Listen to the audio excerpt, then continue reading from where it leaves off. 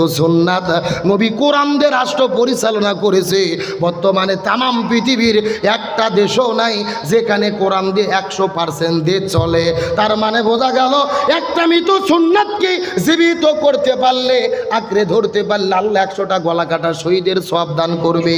এই সুন্নাত মাথায় টুপি দেওয়া সুন্নাত নয়, এই সুন্নাত মুখে দাড়ি রাখা সুন্নাত নয়, এই সুন্নাত হলো কোরআন দিয়ে রাষ্ট্র পরিচালনা করা। আর এই সুন্নাত কায়েম করতে পারলেই 100টা গলা কাটা শহীদের সওয়াব কে দান করবে? আমার প্রিয় বন্ধুগণ, মুসলমান ভাইরা গভীর মনোযোগ লক্ষ্য করুন। আমার নবীজি মক্কা থেকে মদিনায় হিজরত করে চলে গেলেন, কিন্তু আমার নবীজির বয়স যখন 17 বছর ছিলেন, ওই 17 বছর বয়সের ভেতরে আমার নবীজি এই জমিনের মধ্যে শান্তি প্রতিষ্ঠা করার জন্য একটা দল গঠন করেছিলেন। যে দলের নাম হলো হিলফুল ফুজুল। কি নাম?